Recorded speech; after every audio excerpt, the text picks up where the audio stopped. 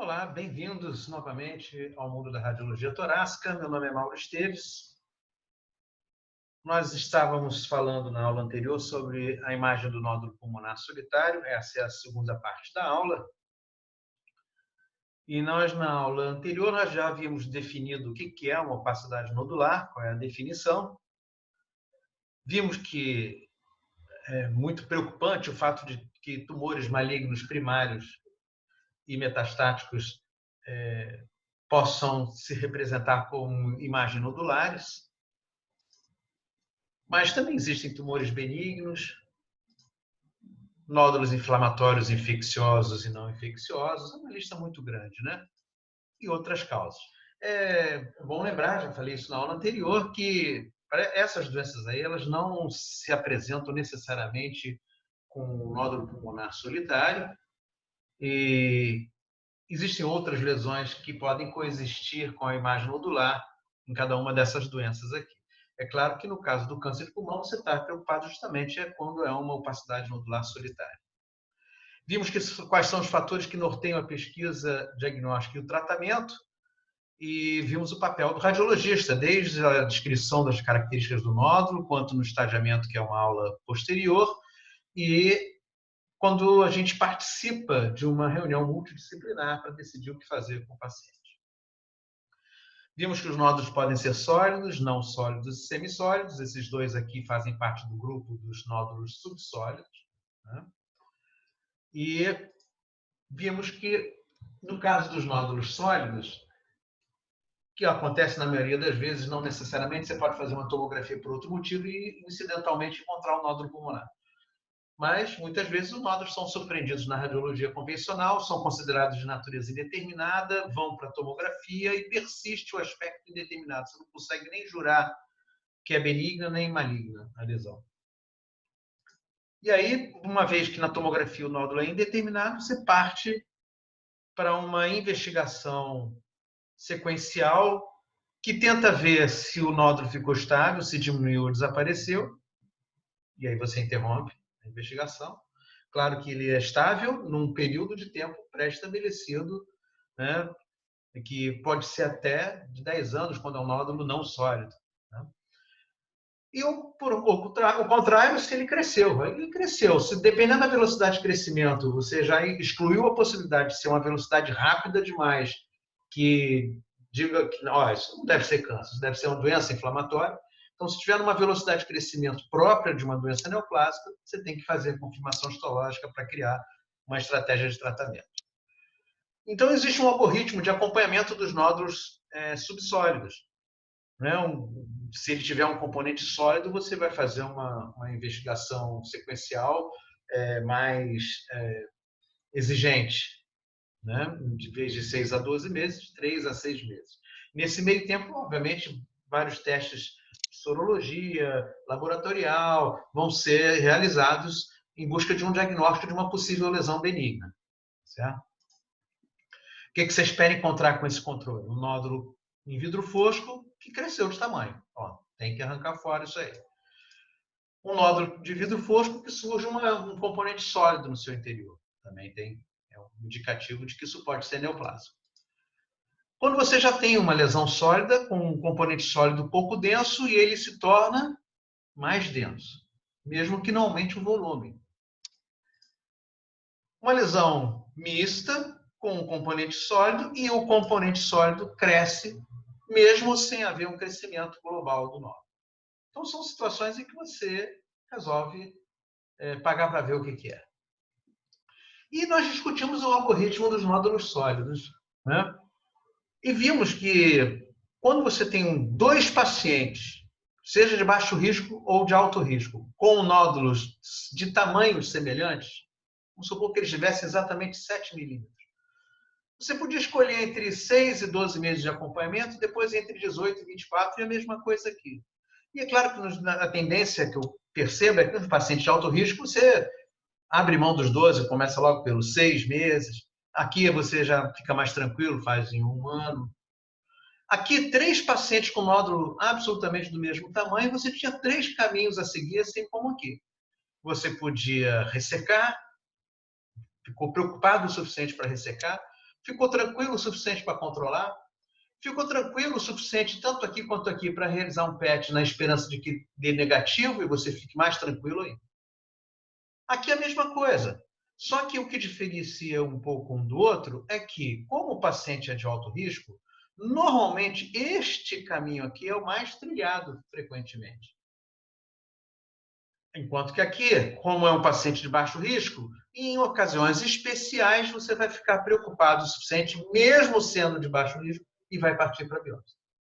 Mas então, se as dimensões não são suficientes para que você, baseado nesse algoritmo muito bem feito e que vai se modificar, com certeza, né?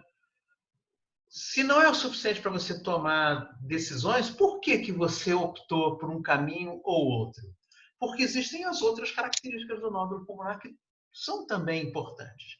A gente viu que a dimensão é realmente muito importante à medida que o nódulo cresce, o potencial de malignidade aumenta muito. Mas não é a única coisa que você tem que descrever no seu laudo. Tá? Então vamos ver que importância tem cada um desses outros aspectos aqui. Limites, contornos, a densidade, o parênquima pulmonar adjacente, a localização e o comportamento metabólico. Começando por limites e contornos, que não são sinônimos. Você pode ter uma lesão de limites precisos ou bem definidos, ou, por outro lado, imprecisos ou mal definidos. Então você não sabe exatamente onde o nódulo começa ou onde ele termina. Já o contorno, você pode definir como regular, irregular, lobulado, bocelado, triangular, dicotomizado. Nós vamos ver vários formatos que são possíveis em relação aos contornos. Então, se você tiver um limite mal definido, você não consegue definir contorno, né? Já é uma primeira conclusão óbvia que a gente tira daqui. Se você tiver um nódulo de limites parcialmente definidos, aonde ele é definido, você fala o que está acontecendo com o contorno. É possível que você não consiga falar muito bem sobre o contorno na área em que no perímetro em que ele tem um limite mal definido. Vamos entender melhor isso. Duas propriedades aqui. Aqui é a minha, aqui é do meu vizinho. Nós temos uma cerca separando um do outro. Então, a cerca é um limite muito preciso. Eu sei exatamente onde começa e onde termina a nossa propriedade. E aqui, como é uma linha reta, o contorno é bem regular. Então, limite preciso e contorno regular. Se eu disser que da margem do rio para cá a propriedade é minha, da margem do rio para lá a propriedade é do vizinho, o limite está bem definido. Onde tiver o rio, eu sei qual é o limite da nossa propriedade. É a margem do rio. Mas o contorno já não é mais regular. Ele é anfractuoso ou irregular.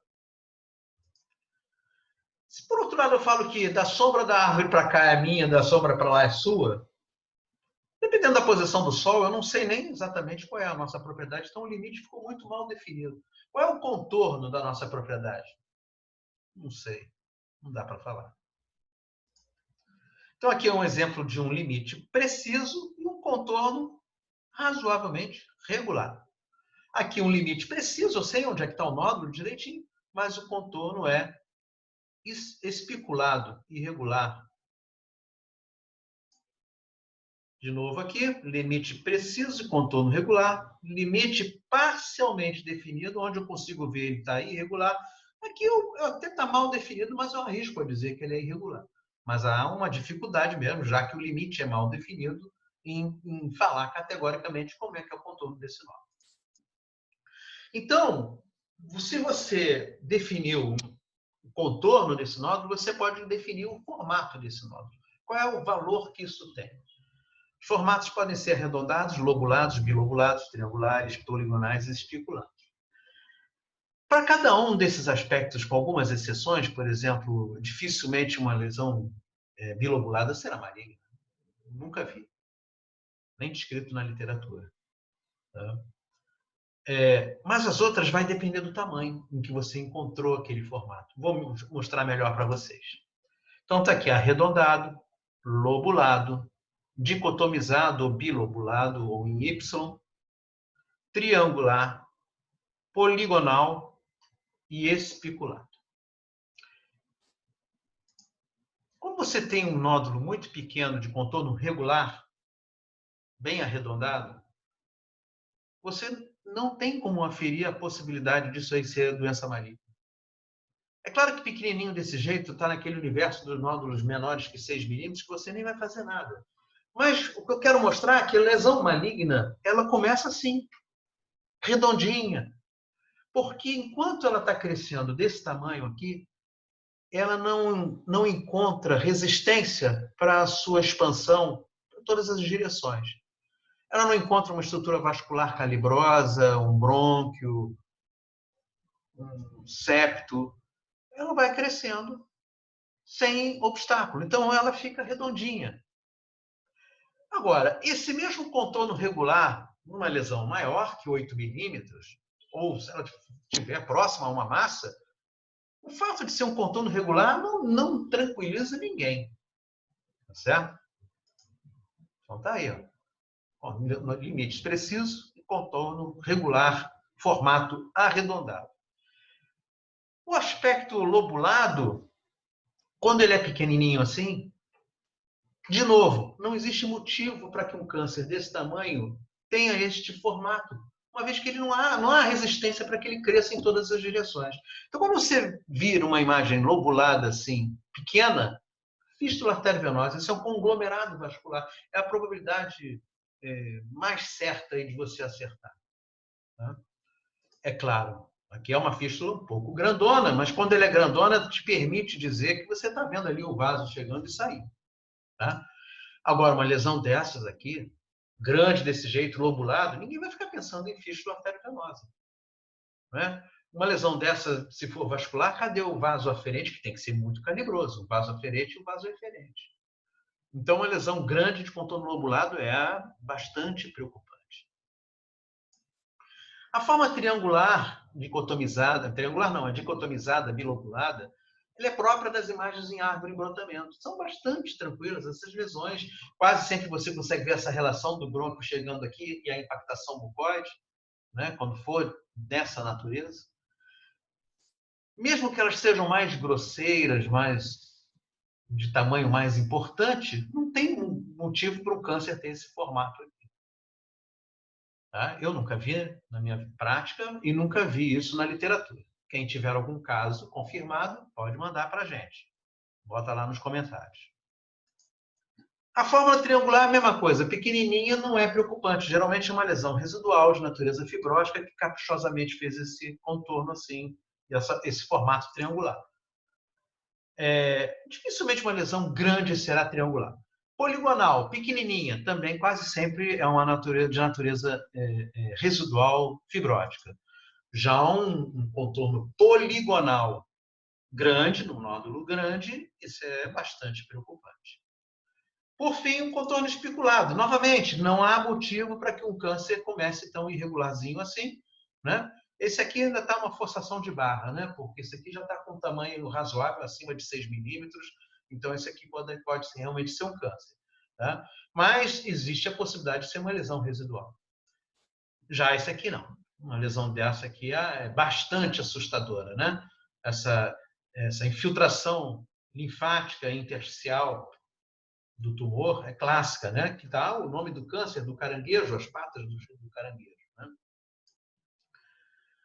Olha esse exemplo aqui, que interessante. Era uma lesão irregular, meio poligonal, persistiu do mesmo tamanho, mesmo aspecto, parecia que tinha um sinal do halo aqui, né? Tem um sinal do halo, do fosco. Isso tudo é a época que precedeu a época do tomógrafo helicoidal multislice. Esse paciente, o último exame que ele fez foi um aparelho bacanão, que conseguiu fazer um corte fino o suficiente para mostrar que aquilo era um conglomerado de lesões reticulares grosseiras de natureza fibrótica. Comprovando que nódulos pequenos e irregulares quase sempre são decorrentes de doença benigna residual. Então, esses são os aspectos mais contundentes, os formatos que mais nos assustam, que são os formatos espiculados. Tá certo? Bom, nada impede que você tenha um tumor maligno bem bonitinho assim. Então, realmente o tamanho assusta, né? É o tamanho que assusta. Pode ser um tumor benigno? Pode ser um tumor benigno. Mas com um tamanho desse, você fica assustado. Você não exclui a possibilidade de ser câncer só porque esse aqui era um paciente com carcinoma epidermoide.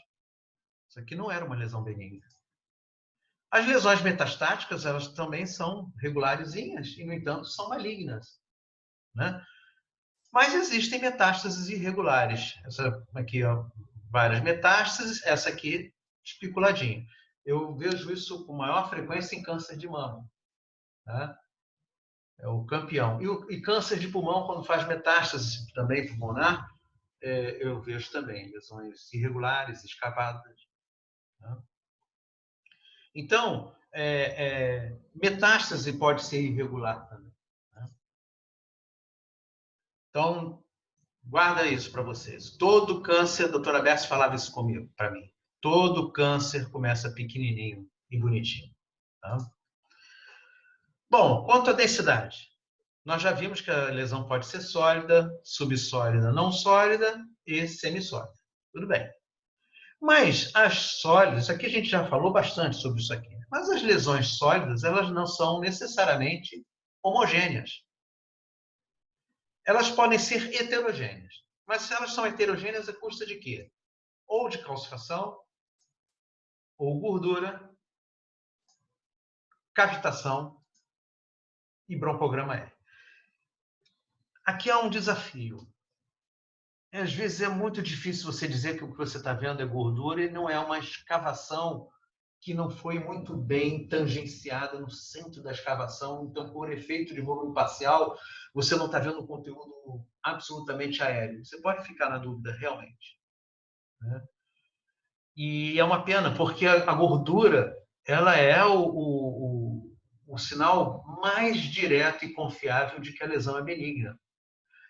Não, mas espera aí, eu já vi, em patologia, eu vi que nódulos malignos podem ter gordura. Por exemplo, carcinoides atípicos podem ter gordura na sua intimidade histológica. É verdade, mas não em quantidade suficiente para que você perceba na tomografia. É um espalhado, uma infiltração ali ou acolá. Componente gorduroso mesmo, exuberante, no nódulo, é amartoma, não tem o que pensar de diferente disso. Então, quando a lesão ainda é um pouco pequena e você não tem um conteúdo gorduroso exuberante para te dar essa tranquilidade, essa certeza, essa segurança, você fica na dúvida, às vezes, se aquilo é uma escavação que foi mal estudada. Tá?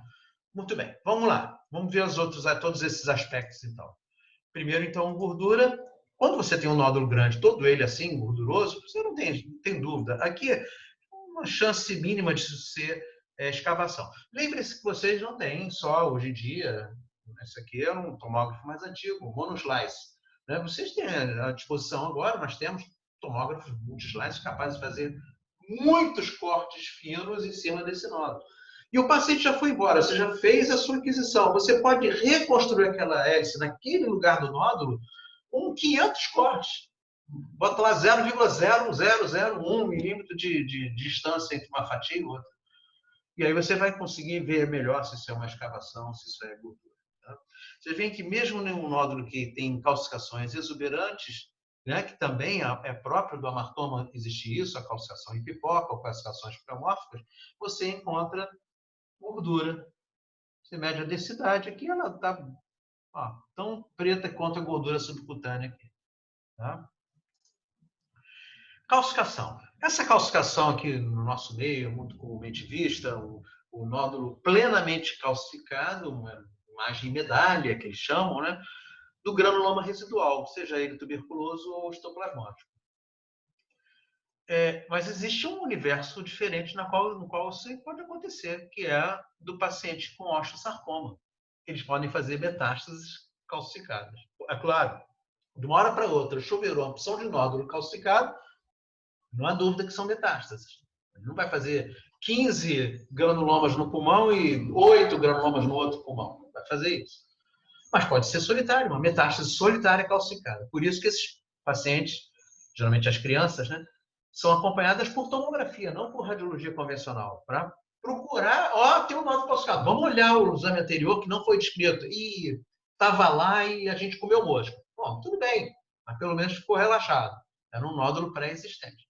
Mas não, aquele nódulo não existia e apareceu. Isso é uma metástase, um sarcoma. Por esse período de tempo que faz o controle, não deu tempo da criança ter uma tuberculose e calcificar, né? Mas, de modo geral, concordo com vocês, na maioria das vezes serão granulomas residuais. A gente não afirma isso no laudo, né? Devendo corresponder a granuloma residual. Tá certo? Calcificação em pipoca. Não, mas, professor, eu já vi um carcinoide, você mostrou ainda há pouco aí um carcinoide também com uma calcificação meio esquisita, lembrava uma...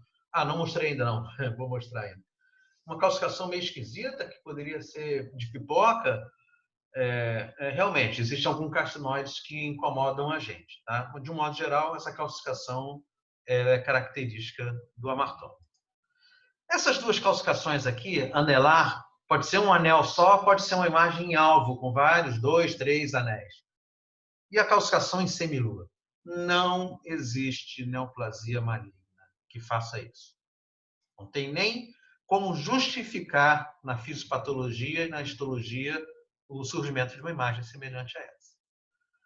E as calcificações pleomórficas, dimensões variadas, densidades variadas e excêntricas e espiculadas. Essas serão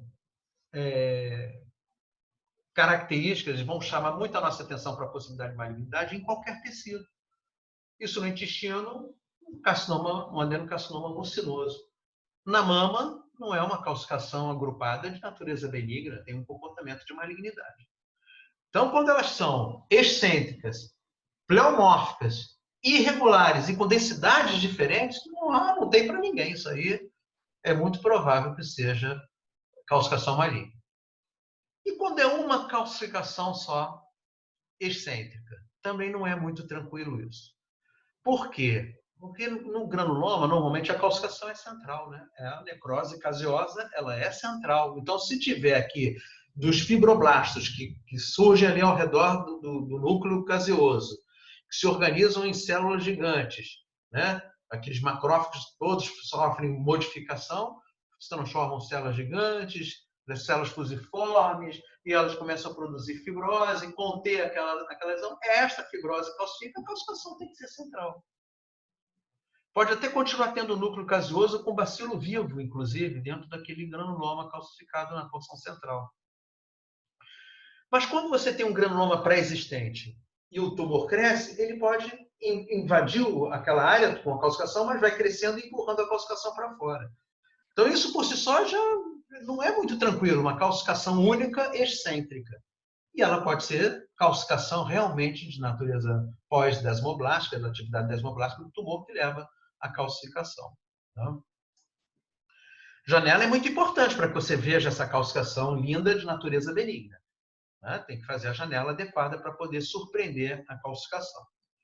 Então, estou aqui, olha. Esse é o tipo de calcificação que a gente descreveu como sendo difusa. Né? Granuloma residual de tuberculose, granuloma residual de tuberculose, granuloma residual de tuberculose e metástase de osteosarcoma. Bom, a calcificação em pipoca dos amartomas, bem típica, essa aqui, acho que não deixa a gente ficar com muita dúvida. Mesmo coexistindo em situações de patologias diversas. Você não consegue juntar o amartoma com a lesão pleural aqui. Mas isso aqui, independente da lesão pleural, você pode até discutir a probabilidade de ser de natureza maligna, isso aqui é um amartoma. Então, a calcificação em pipoca. Calcificação em semilua. É benigna. Olha, isso aqui na época que eu trabalhava na Clínica Radiológica Emília Amorim, com o professor Emília Amorim e o professor Valdir De Luca, que era meu preceptor no fundão, quando ele me levou para o Emília Amorim, continuei trabalhando com ele. E lá nós tínhamos um tomógrafo linear de cadeirinha. O paciente ficava sentado e então o tomógrafo girava na frente do paciente e o filme atrás para fazer a tomografia linear. Então, uma imagem bem saudosa que eu gosto de ter sempre na minha aula. Nunca vou tirar esse slide da aula, tá bom? Calcificação em anel ou em alvo, né? Que você tem só um anel aqui, ó, um anel e uma bolinha central. Todas essas lesões são de natureza benigna. Agora, isso aí não é tranquilizante, né?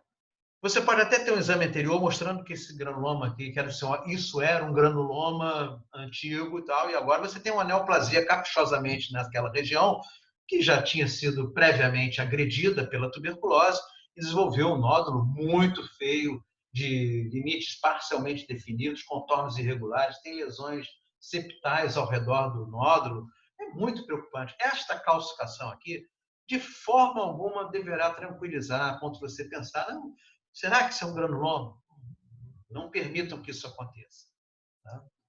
Então, são as calcificações excêntricas, sempre serão próprias, muito mais comumente vistas em doenças neoplásicas. Aqui está muito bonito para mostrar que, inclusive, densidade diferente. Está vendo? Bonito esse caso aqui. Carcinoides.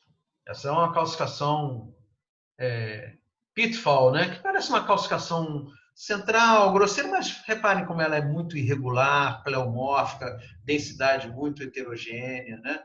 Não deixa muito tranquilo. E outro aqui com uma calcificação, apesar de grosseira, bem periférica. São dois casos da literatura, nenhum dos dois casos são meus.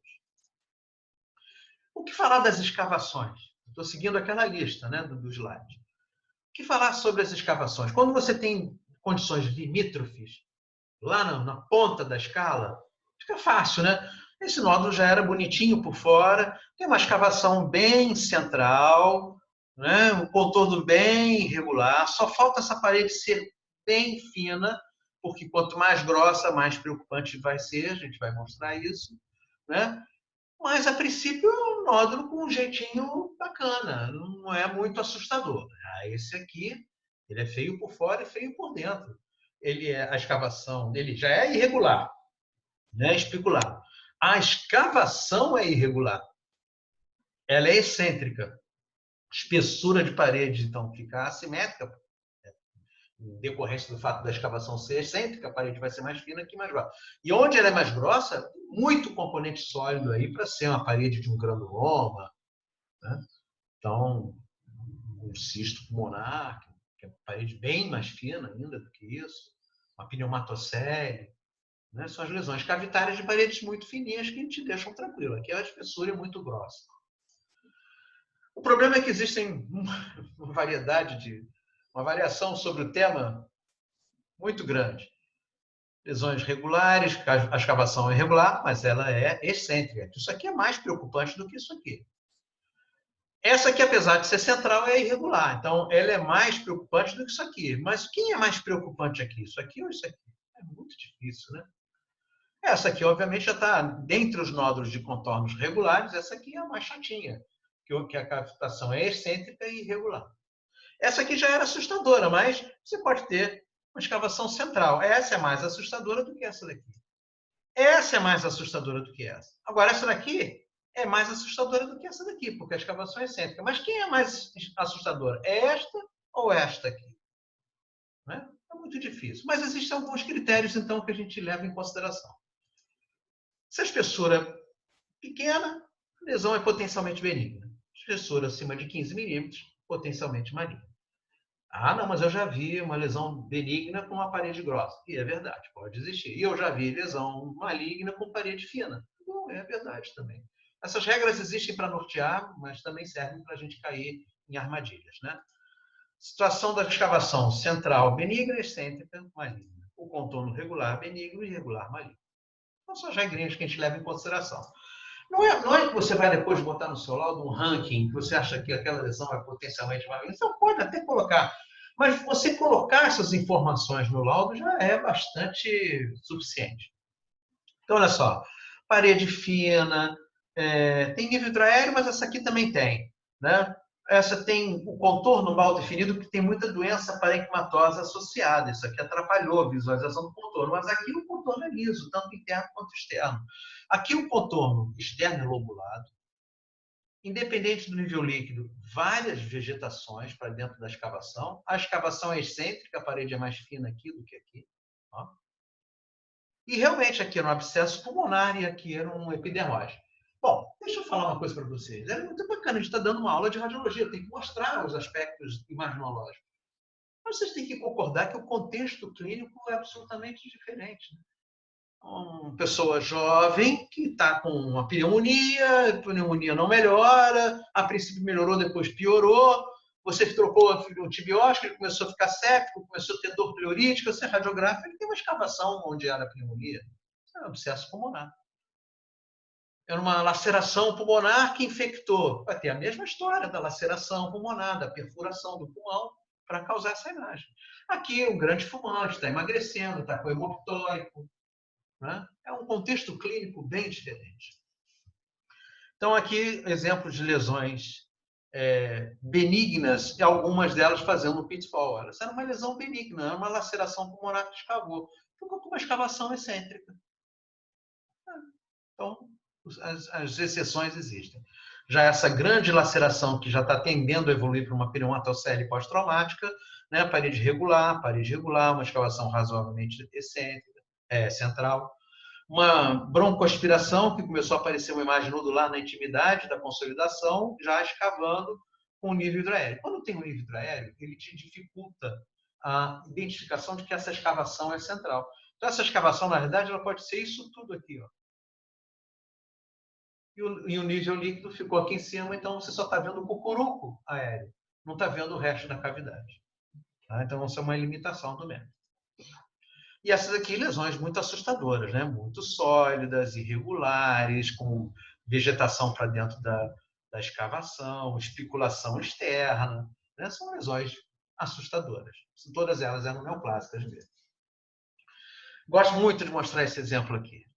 Isso eram 2 slides que o Dr. Valdir De Luca me deu de presente, que é da prática dele.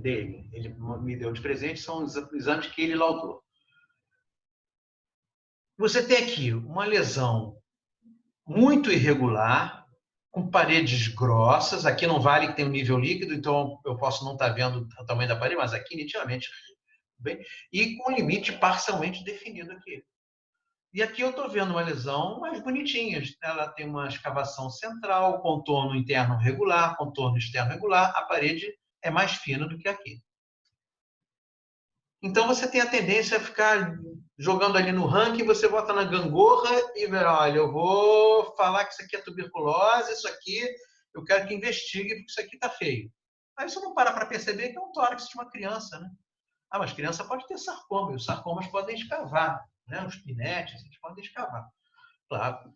Mas aqui no contexto é uma criança com pneumonia estafilocócica que evoluiu com o abscesso pulmonar, e aqui era um paciente grande fumante, emagrecendo. Poderia ter uma tuberculose de um grande fumante que está emagrecendo, mas era um adenocarcinoma escavado. Tá certo? Então, essas regras são importantes, mas elas, obviamente, colocam você em armadilha, né? Acaba você errando o diagnóstico. Você não vai para o inferno por causa disso, porque você se utilizou das ferramentas que você tinha para supor a probabilidade de malignidade nessas lesões. Broncogramas aéreos. Qual é o significado deles quando você encontra ele em nódulo sólido? Bom, primeiro saber que não é exclusividade de nódulo sólido. Realmente pode existir em nódulo sólido, mas pode existir em opacidades com atenuação em vidro fosco. Pode existir em consolidações, eu mostrei isso na aula de consolidações. E quando eu estava mostrando o broncograma aéreo, vamos mais adiante, em espessamento intersticial axial exuberante, esse slide eu também mostrei para vocês, um capus, mostrando que tem broncograma aéreo na intimidade de lesão intersticial. A nossa aula era de lesões alveolares.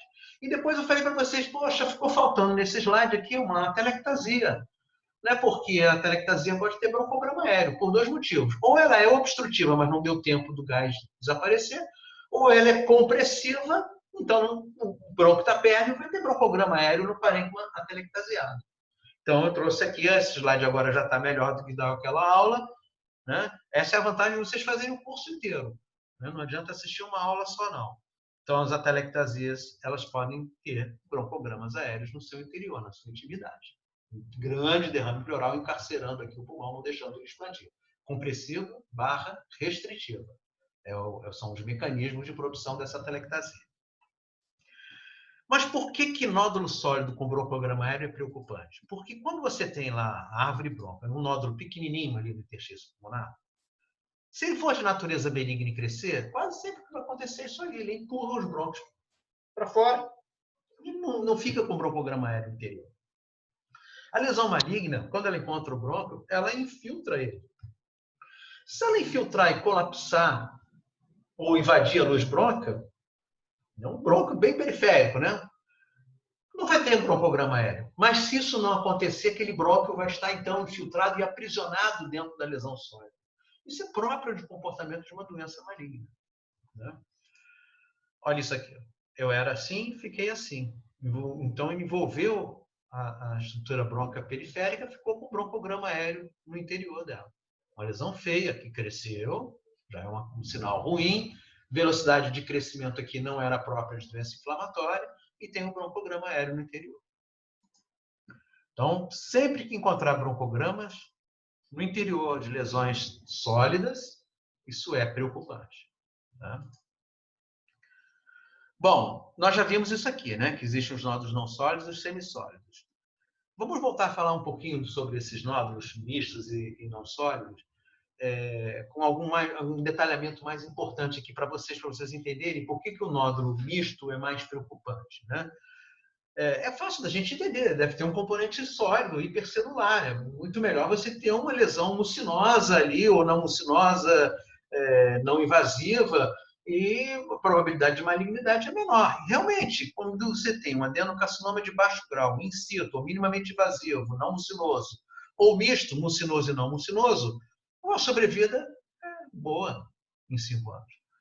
À medida que você vai tendo maior celularidade e componentes não mucinosos associados, né, você começa a diminuir a sua sobrevida. Daí a importância que se dá aos nódulos mistos, né, pela probabilidade de malignidade. Então, isso acompanha muito, né, esse grau de malignidade e de sobrevida acompanha muito a celularidade, o aspecto anatomopatológico que o patologista vai descrever.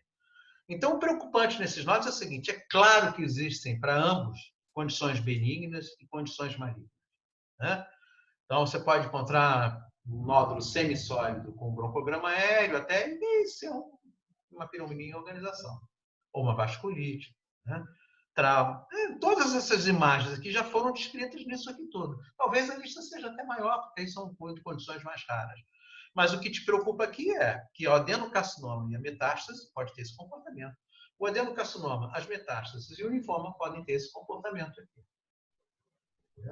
Já parece que já tem linfoma descrito como nódulo não sólido, né? Porque nessa fase não sólida do linfoma, na verdade, não é um linfoma, né? É uma hiperplasia nodular linfóide, né? Mas, de qualquer forma, já tem trabalho publicado mostrando isso, o linfoma como vidro fosco só. Bom, esses nódulos mistos são preocupantes dentro de um determinado contexto clínico, claro. Aqui é uma criança que já fez transplante medula óssea, está com neutropenia, tosse, febre, hemoptóicos. Isso aqui é aspergilose angioinvasiva, com as hifas e a área de sangramento abundante aqui na intimidade do conglomerado de hifas, né, que agora não tem mais o neutrófilo para evitar que isso aconteça, elas ultrapassam a membrana basal em busca dos vasos, rompem os vasos e sangra.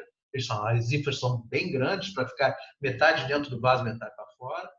E o sangramento ao redor, tapetando alvéolo e interstício pulmonar, então faz um sinal do lado. Então, uma lesão mista que eu não vou pensar em câncer nessa criança. Tá? O que está acontecendo com o parênquima pulmonar adjacente? Bom, condições inflamatórias ou especulações linfáticas, né, de filtração linfática peritumoral. Então, é importante descrever o que está acontecendo com o parênquima pulmonar adjacente, porque isso vai aferir uma maior ou menor probabilidade para a doença maligna. Então, está aqui ó, as especulações próprias do carcinoma. Aqui o vidro fosco já vimos que é inespecífico, mas dentro de um contexto de doença benigna não vai ser preocupante. E aqui uma bolota que surgiu numa área de consolidação decorrente de broncoaspiração. Também a gente não vai ficar pensando em câncer numa situação dessa. Quanto à localização. Bom, os tumores são mais frequentes nesses triângulos aí. Né? Então, nada impede que você tenha um câncer aqui. De forma alguma. Nada impede que você tenha um câncer aqui. Mas aqui a gente tem que ter a nossa atenção redobrada em busca de nódulos pulmonares, porque aqui que é a zona do agrião. Tá? Aonde é mais difícil de você olhar e encontrar nódulos na radiologia convencional? Aqui.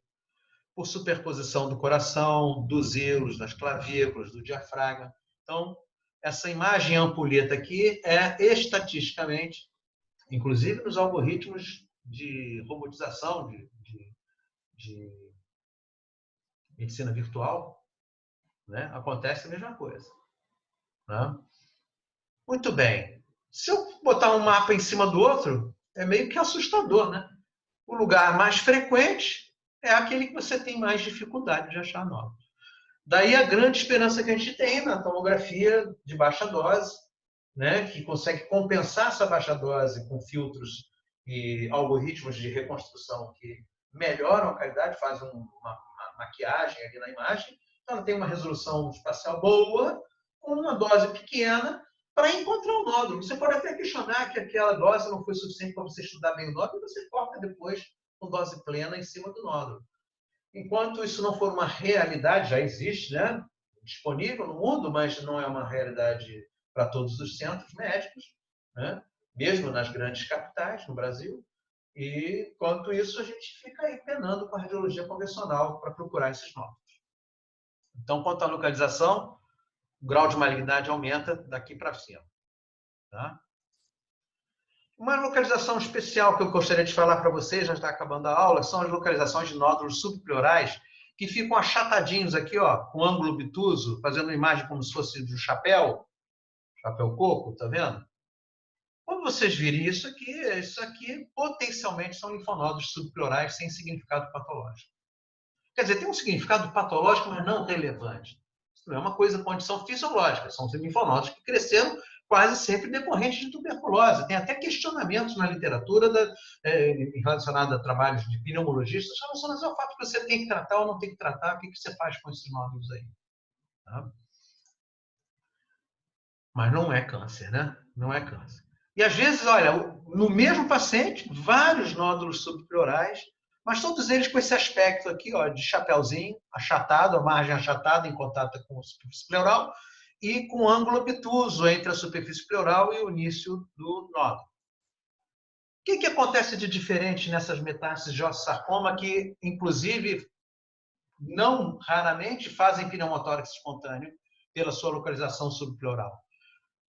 Não examina essa relação com a pleura onde tem o pneumotórax. Fica difícil você ver isso que eu vou falar agora. Aqui parece que eles têm um ângulo obtuso. Mas olha só um nódulo que ainda não está relacionado ao pneumotórax. O ângulo é agudo com a parede pleural, o limite pleural. Então, isso aqui é uma situação diferente disto aqui. Aqui o contorno é assim, com ângulos obtusos, e aqui os ângulos são agudos. Certo? Comportamento metabólico. Eu não quero dar aula de PET, posso dar uma aula específica de PET para vocês, mas o que se espera encontrar é o seguinte: atividade metabólica no nódulo e, se possível, já fazer estadiamento do corpo inteiro, em busca de linfonodos acometidos no mediastino e metástases à distância, né? Ou no próprio pulmão.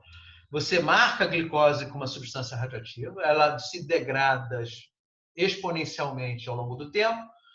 Se ela foi produzida em Campinas, tem que vir de voo, de ponte aérea, chega no Rio de Janeiro, no Santos Dumont, tem um engarrafamento ali no trajeto do aterro, e ela vai perdendo radioatividade, e a atividade do radiofármaco vai caindo.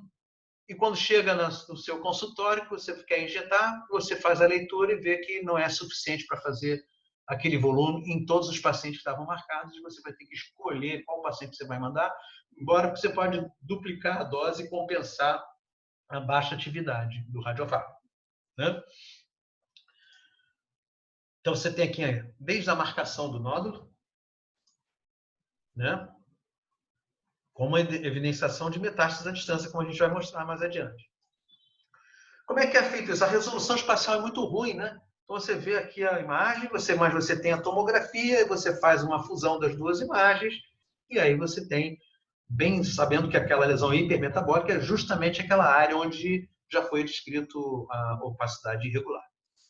Ao contrário dessa, com uma atividade praticamente nula, era bem em cima daquele nódulo, pequeno, irregular, a gente já supunha que isso aí era de natureza fibrótica, né? E mesmo com a fusão, você mostra que a atividade é muito inferior ao do fígado, do mediastino, tem um método de você comparar, ou você pode medir aqui o SUF.